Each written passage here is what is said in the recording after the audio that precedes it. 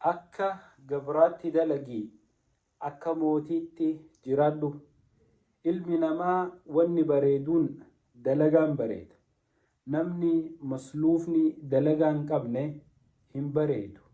Ilmi namaa yoo tattaafatee jireenya ifii kana injifachuuf olii gaccehee rizqii rabbi subhaanahu wa ta'aala isaaf kaa'e funaannate bareeda. Yeroo dalaydu tana if gaqqabdee osoo dalagaan tuffan jireenya kee kana jijjiiruuf masruufa ilmaan keetii bakkaan ga'uuf akka dhiiraatitti waan si kenname san hojjettee galmaan geessa. Yeroo jiraattu immoo akkuma gaafa dalagaa if gaqqabdee tattaafattee dafka kee buustee dalayde sanitti gaafa jiraattu ammoo waan dalagatte saniin akka mootiitti if kunuunsitee jiraatta. Ni'maan rabbiin si kenne sirraa haa mul'attu.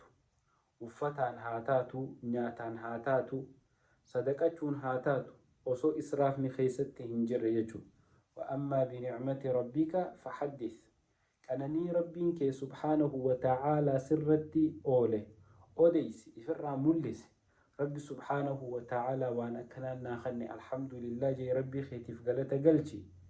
Garuu ilma namaa kanarraa kanuma dalagu kanuma waan dalagu tanarraa guyyaa tokko hafuuran baafan. Waan dalagu tanarraa guyyaa tokko waan bareedduu irraan uffanne. Waan dalagu tanarraa guyyaa tokko waan bareedduu irraan dhuyne.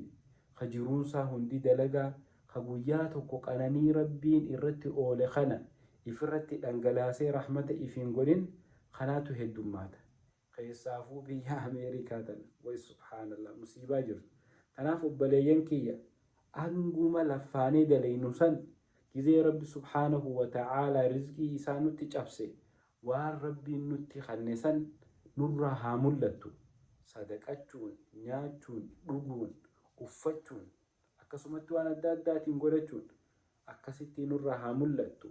Oluma guuru hanga ati feete laffaate ol guurtu abalu eenyutu qabeenya keessanitti si booda aanaa hin beektu. Osoo hin nyaatin osoo guyyaa tokko ati irraan gammadin rabbi biraa si fudhachuutu mala. Gaafa ati kutte immoo eenyutu addaa hirataan beektu. Maybii nama biraa jaartii ta'e dhaalee dhufee qabeenya keessanii sii dhaala. Ilmaan kee nyaachuun jaartiin kee nyaachuunuu gaarantii miti. Tanaaf obboleeyyan kiyya qananii rabbiin nutti oole itti haa fayyadamnu, ifirraa haa mul'isnu, itti haa gargaaramnu.